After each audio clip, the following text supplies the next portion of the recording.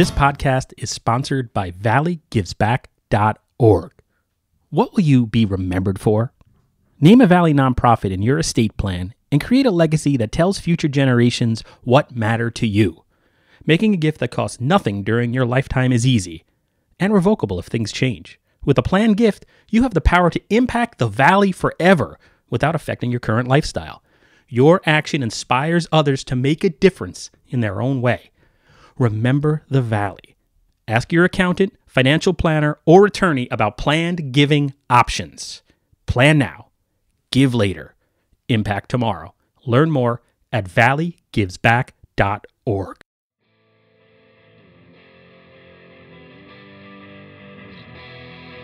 For hundreds of years we brought you the news. Printed the info, we gave you the clues. Owners' profits were always sky high. Changing market now threatens our lives.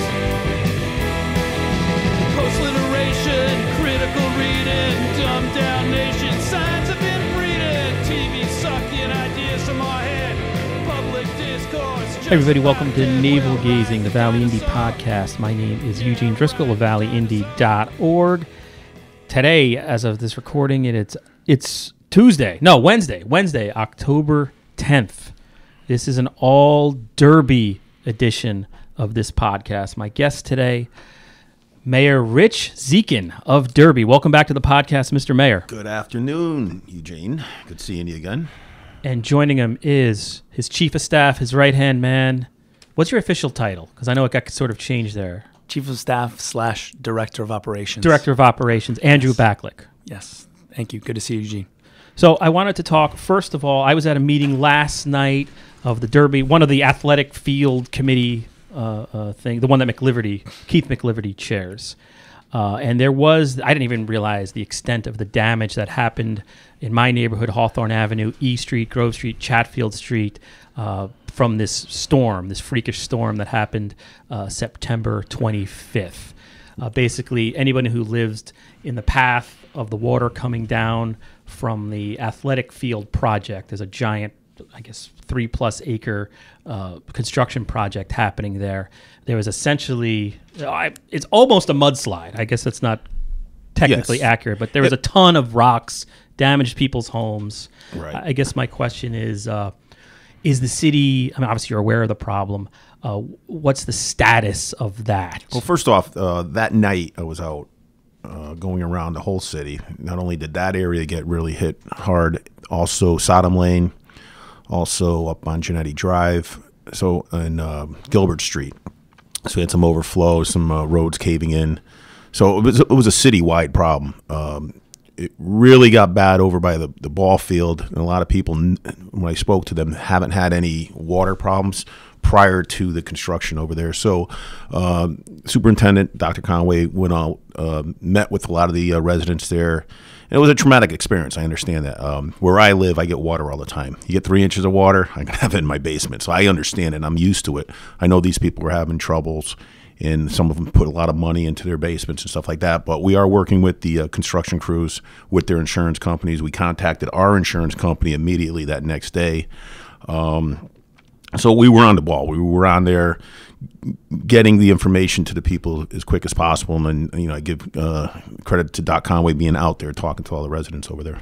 And it seemed like the complaints or the concerns with the residents who live in that area was it's one thing to have water come down. That happens a lot. But it's in their minds complete incompetence of whatever entity was supposed to set up an erosion plan to allow rocks and big things to go down and stuff up all the drains and just create. I mean, we're talking about, one person said they have a cracked foundation, 2 swimming pools destroyed, or at least ruined. I won't use the word destroyed. And then, I guess John Fitzgerald, my former landlord, I used to live at 52 E Street, so I know intimately one of the properties. That was all drainage system totally damaged there. So who's to blame? That's what the residents are. How did this happen, I guess? How do you have a construction project just sort of fall off the hill like that? Right. Well, number one, you can't. number one, there was a lot of water that came down. I heard numbers from 8 inches out in Hamden. I heard we got about 5+ inches. I remember these storms back in the 70s and the 80s when I grew up on the east side. And I remember the brook behind my house coming up. I haven't seen rain like this in such a long time. They had erosion control up there. Was it enough to take care of this amount of water coming? Obviously not, because a lot of it blew out and went down the hill and, damaged a lot of people's property. Was anybody expecting it? Can you prepare for something like this? The construction companies have their standards and what they're supposed to do for setup for their job site. So obviously there was a lot of water came out that day.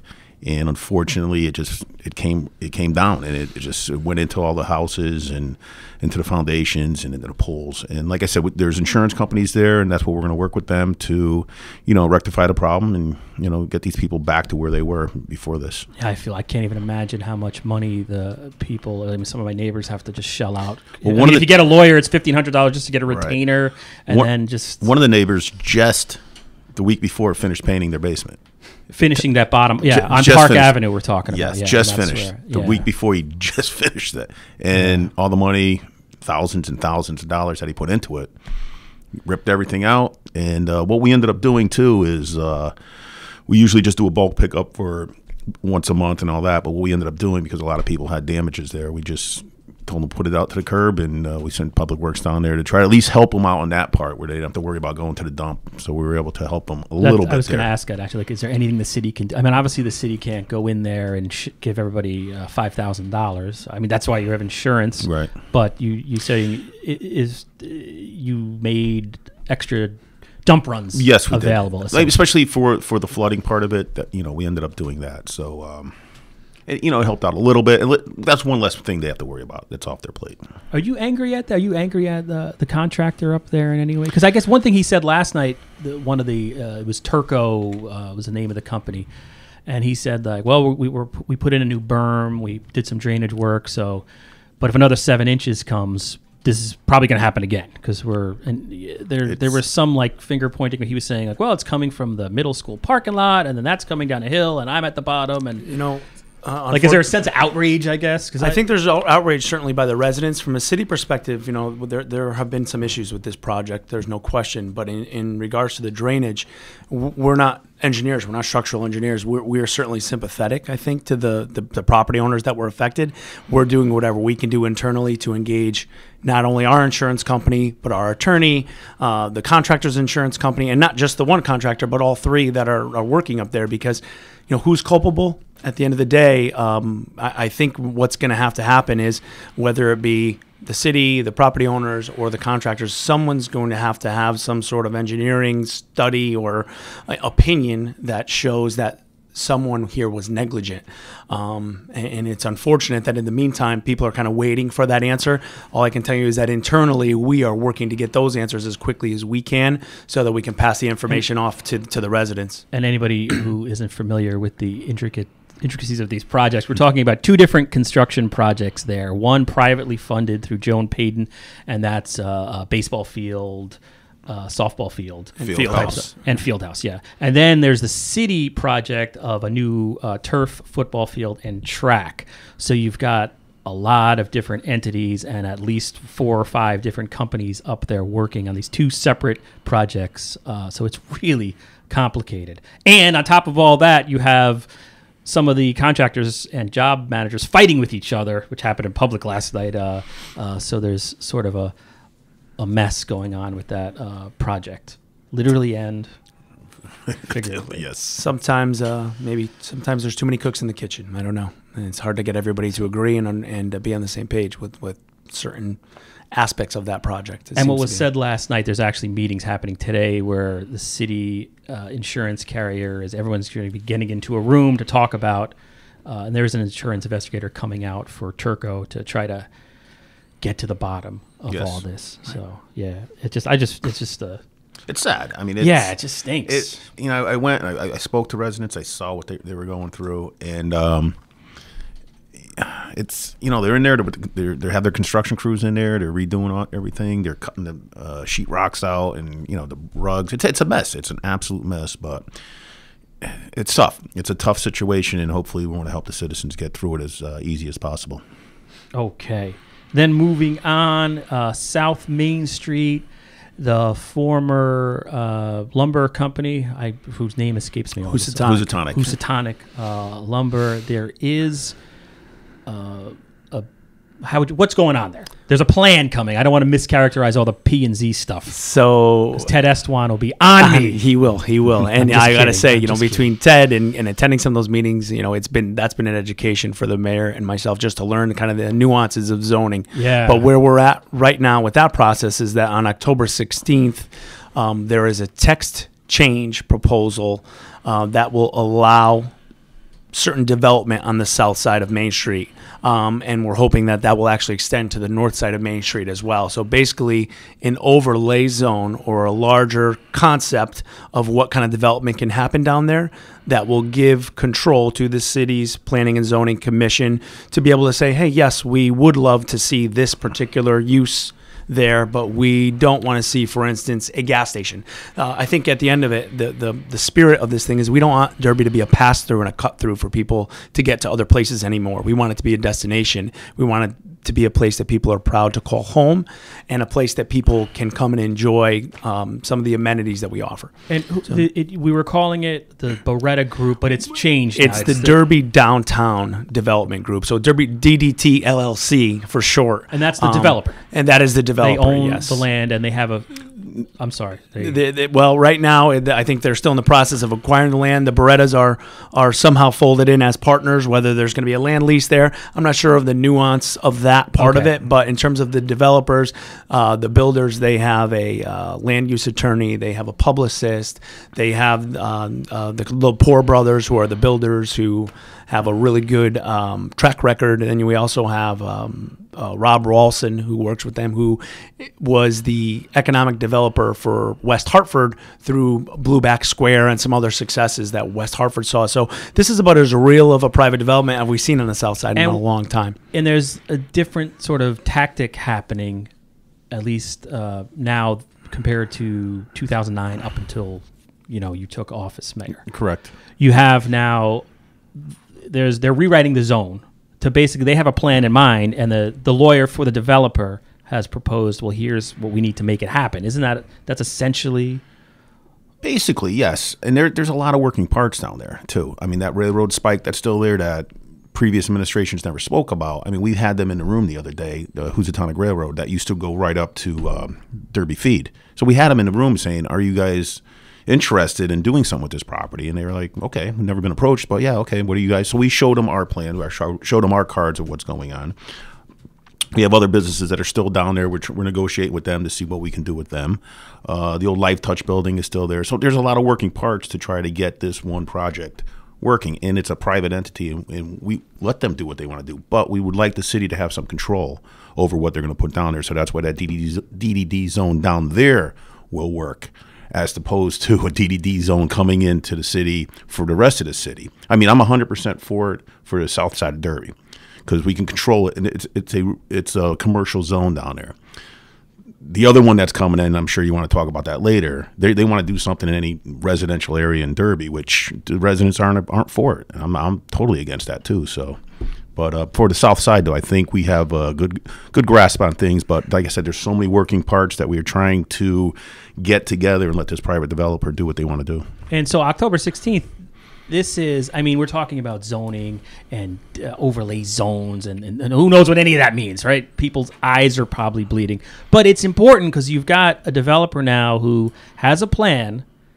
Derby zoning has to be tweaked to help this plan come to fruition, basically. Correct. So this could be a major step forward for the redevelopment on the south side of Main Street, which has been dragging on since. Absolutely. And plus, the 34 project is getting folded into that. Well, the 34 project should. Don't say it 3 times, because I'm sure, but they're finishing up the remediation of the buildings down there. The state is coming through. What buildings are they? The ones on the south side, the old Alawas, okay, Friendly's Cafe, and everything like that. Excuse me. So they're getting ready for the demolition. They told us on that. They are scoping out the underneath because there's tunnels underneath the Route 34 from back in the 1800s where the water used to come through. We had to get permission from the north side so the state can go in there, inspect to see, hopefully they can do what they have to do on the road. So, I mean, we're working every day. We're doing something new and something different that we never knew there was major tunnels underneath Route 34. We're used to carry the water from the reservoir out into the Housatonic back in the 1800s. I'm like, wow. It is frustrating to drive on Main Street in Derby because it just looks exactly. It's just. But we get developers and we get interesting parties coming in, and they'll sit in my office and they look out the window. They're like, wow. Look at this. You have the water right there. You got Shelton right across the street. You got that river walk there. There's like so much potential in here. We're like, yes, we know. So we need help, and we haven't been sitting still. We've been talking to people who want to listen, who want to come and talk to us, and we're trying to get the legitimate people out here to really take hold of something out on the south side. And as the state given, I always forget when every time you ask for when's the shovel going to be into the ground, you suddenly there's a 5-minute conversation about phases, and it's got to go. The Three Stooges Curly's got to sign off on it, and give you about as succinct of an answer as I can give you, and that is tomorrow. Carmen DeCenzo, the mayor, and I are heading up to Newington to the state DOT to discuss the final infrastructure and utility design. So, in other words, all the utilities, how are they going to be positioned under the road? What are the needs of this new private developer? And how does that all integrate between the Derby-Shelton Bridge project, the Route 34 widening project, and now this private parcel? It's all kind of, or this private project, it's all kind of interrelated, and we really need to work with the engineers to understand how that infrastructure is going to look. Now, in terms of shovels in the dirt, I hate to give a hard date. I know the mayor hates to give a hard date because a lot of that stuff is out of our control, but I think we have no reason to believe that at this time next year, we're looking out our window at hopefully some actual work being done from a construction standpoint.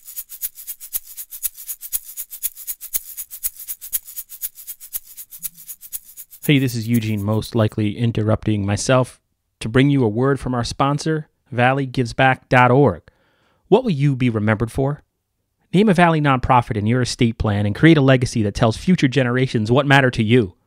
Making a gift that costs nothing during your lifetime is easy and revocable if things change. With a planned gift, you have the power to impact the Valley forever without affecting your current lifestyle. Your action inspires others to make a difference in their own way. Remember the Valley. Ask your accountant, financial planner, or attorney about planned giving options. Plan now.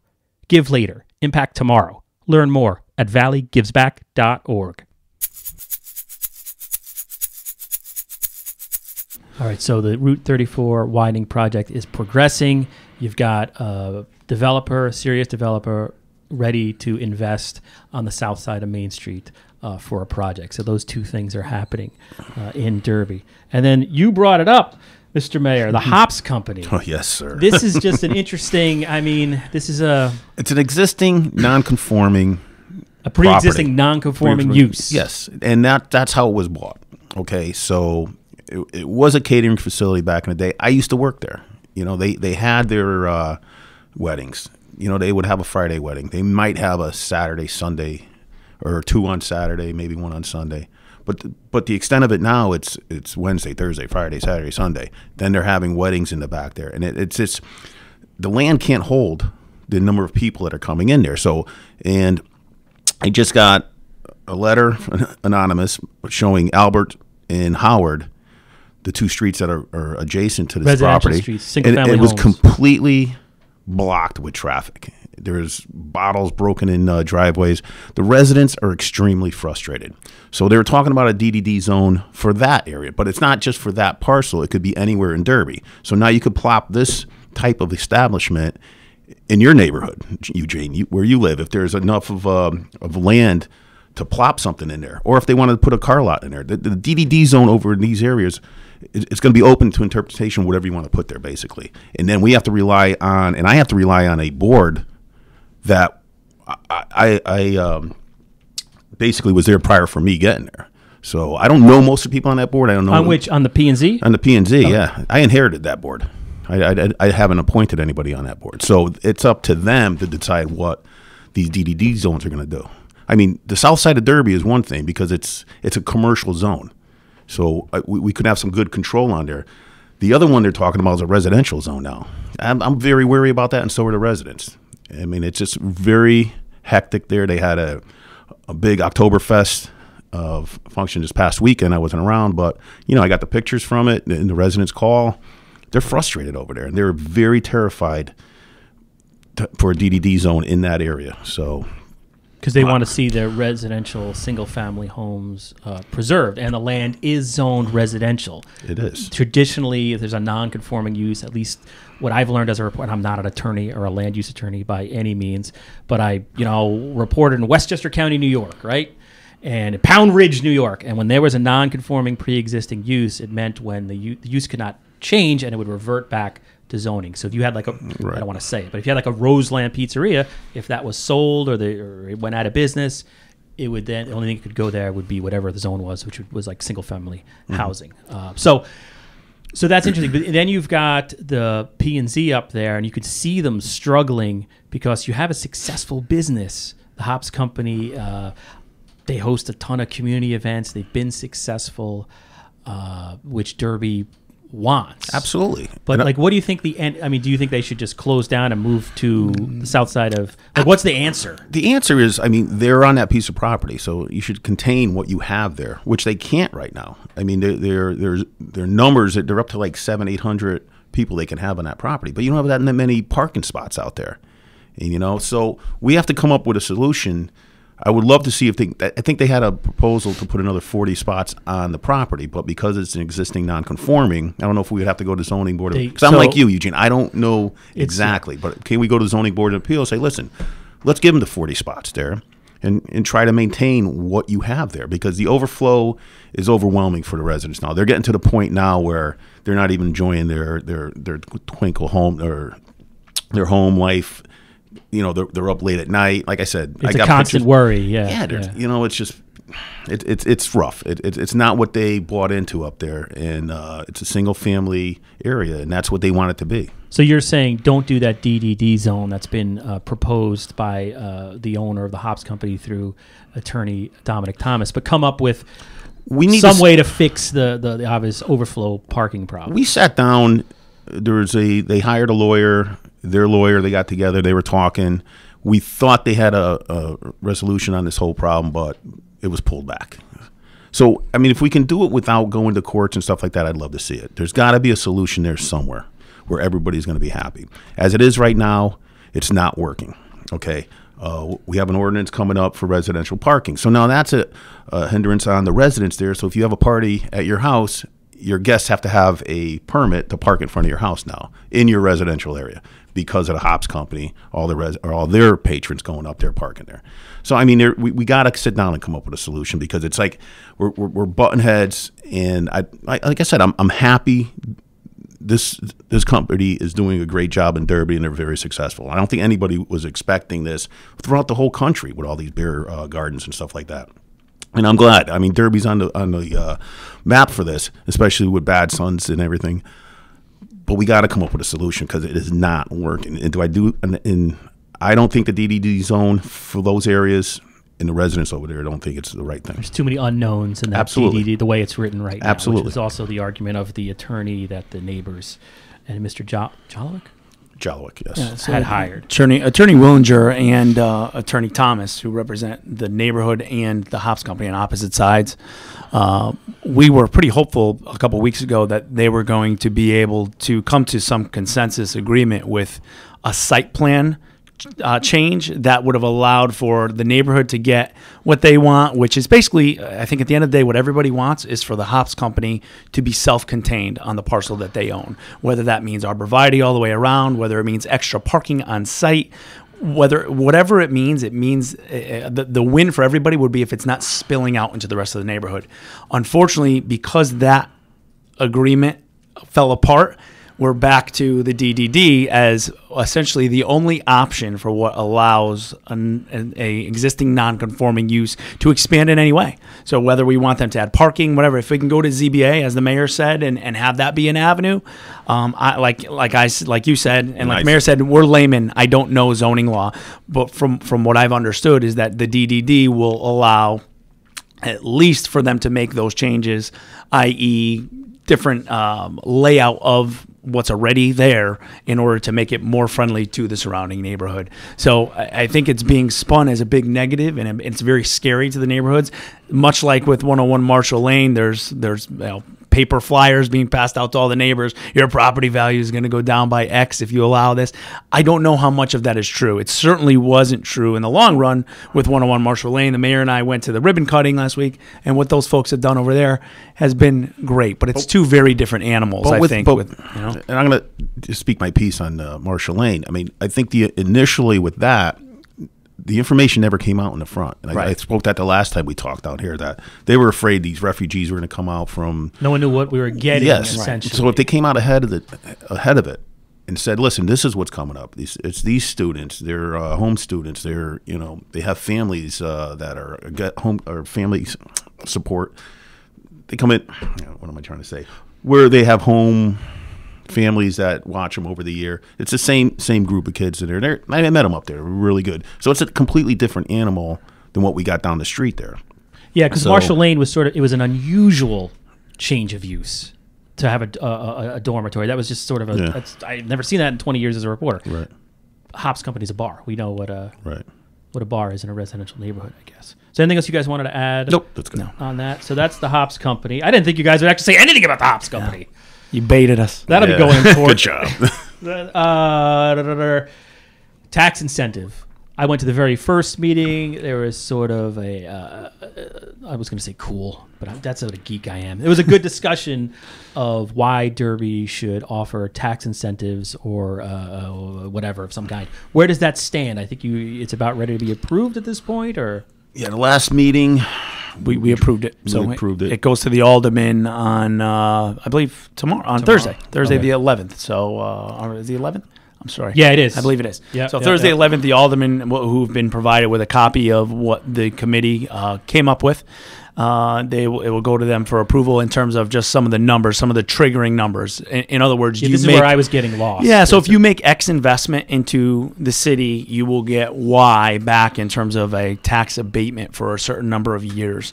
So at the end of the day, what the nuanced thing about it was, you have to add to the grand list. In other words, you can't take $1 million property, put $2 million into it, and you're not going to get anything. It's still worth $1 million on our tax rolls. So you have to add to the assessed value before you really trigger anything. So good example is these folks, the Derby Downtown Group, their project that they're proposing, however many millions they're proposing to put on a parcel that is really not being utilized other than for kind of some storage and some things like that. That is going to be a huge boost to our grand list and therefore the assessed value, and they'll get a break for bringing in new investment. There's also a provision in there for adaptive reuse, and this is where something like 101 Marshall Lane would come in. For instance, they took a building that was in kind of disrepair. They went in there, they cleaned it up, they added use. They did invest in our community, and even though the assessed value may not have gone up, they did make a positive investment and a contribution to the community. So we do want to recognize that and reward that for people that come in and grab buildings such as, the Barron Block is a big hot topic. Buildings like that. There's new graffiti on that. Yeah, so it's funny you say the graffiti. The mayor has entered into a program where we get not free cleanup, but very inexpensive cleanup of graffiti. So if private landowners or from a public perspective, we have graffiti that needs to be cleaned up, and it's all environmentally friendly and everything else. So we're really trying to do a lot of that. We actually have a citywide cleanup day scheduled for November 1st. More details to follow on that, but partnering with Home Depot and the school system, and just through with some of the public works guys out there. And then about Home Depot real quick too, they just fixed up the Veterans Memorial at Water and Seymour Avenue.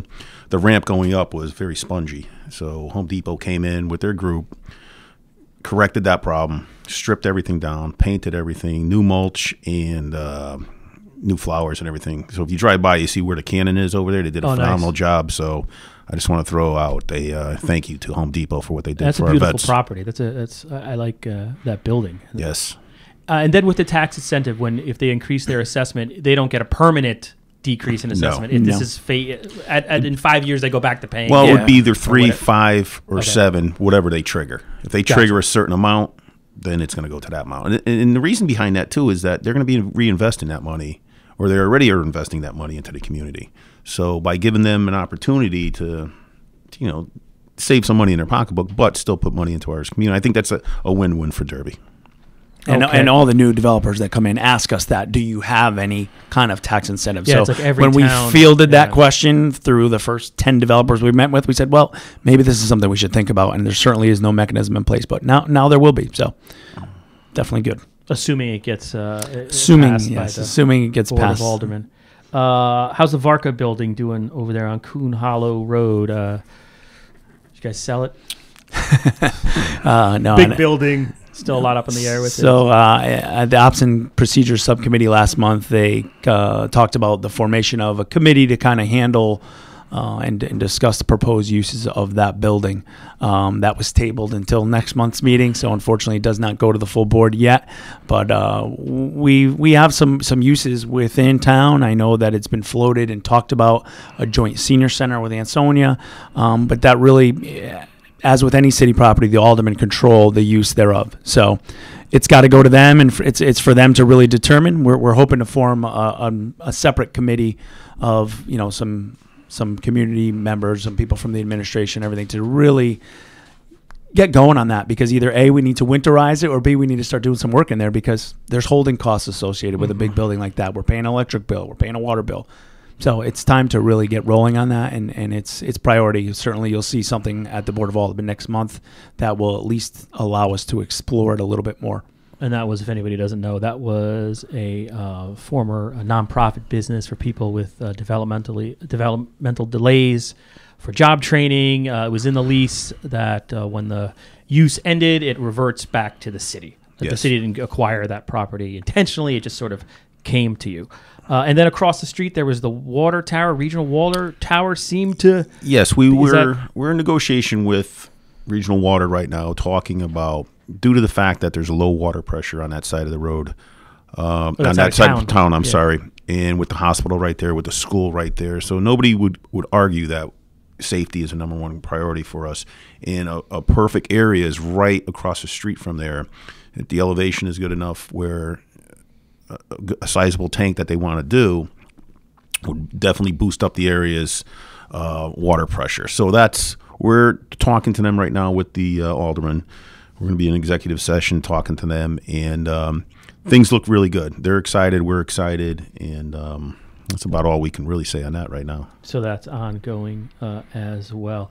And then I think the last topic to touch upon, unless there's other things you guys wanted to talk about, you had talked, Andrew, before we went on mic, about some type of energy efficiency study thing.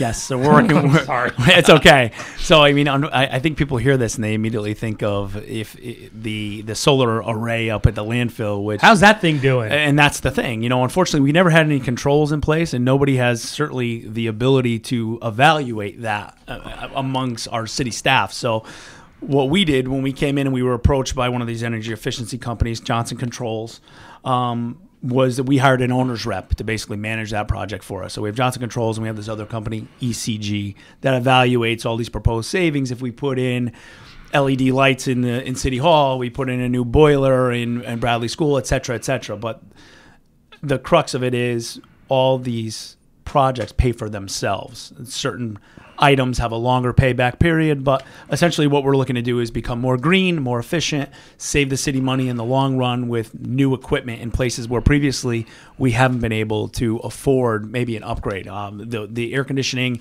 in City Hall is, we've been That's why I don't go to your meetings We've anymore, been putting guys. duct tape on I'm that for a a fat long man. time. It's cruel to sit there last night out in that hallway. And it's not like it's on purpose either. Yeah. So unfortunately, we're working on all those things.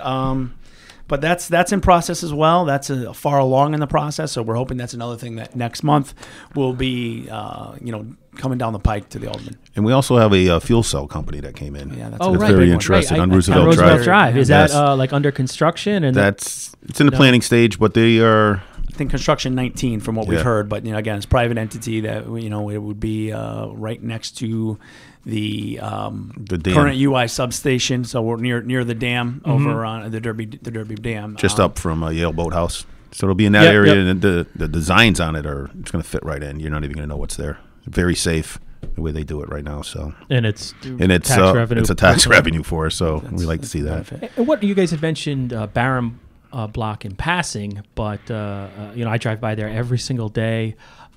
Is there a new buyer? I saw there is for rent. There was just random. I was just at housing yesterday. I was speaking to them. So they are in the process of starting to renovate. Part of our deal with the new owners is that we have to give them 7 vouchers for residents inside there.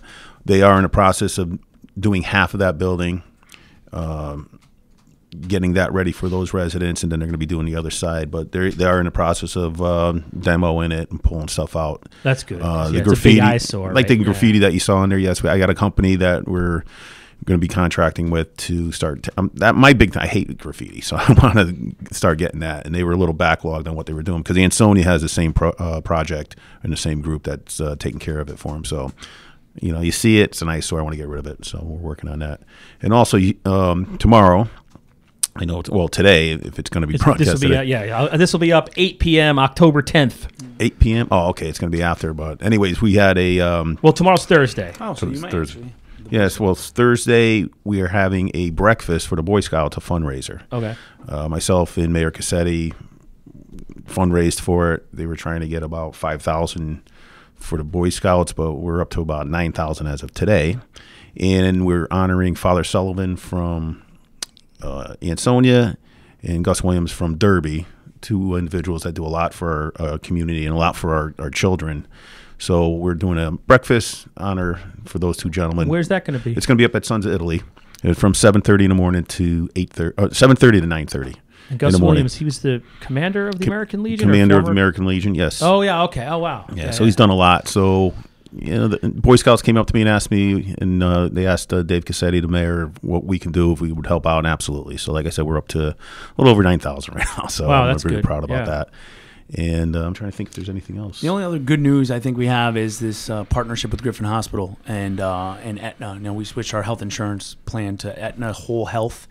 And we've been working directly with Aetna and with Griffin to kind of promote wellness citywide. So you're going to be seeing a lot more with that now that we're kind of ramped up with them, and basically been offering free health screenings to our employees, different meal prepping and planning, and gym membership discounts to the Edge, which is huge. I mean, the whole thought process of that is to keep not only our city employees healthy, but the city as a whole. That's keep Griffin healthy. But Griffin, the nice thing about Griffin and their philosophy is kind of treat things ahead of time. Instead of treating sick people, you want to keep people well. Is basically what. So we're trying that to whole plane tree model. Yeah, we're trying to get on board with that, and Aetna kind of is that same way. And really, we're really pushing that in the city. And the mayor, I think through his experience walking early on in campaigning, really kind of took this to heart and.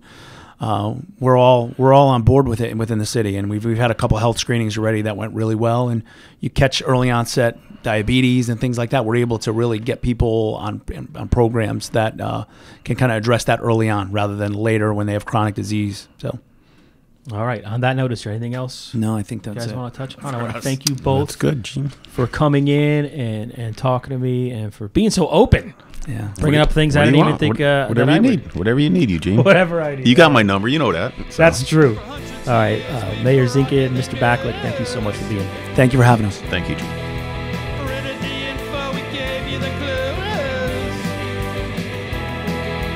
Owners' profits were always sky high. Changing market now threatens our lives.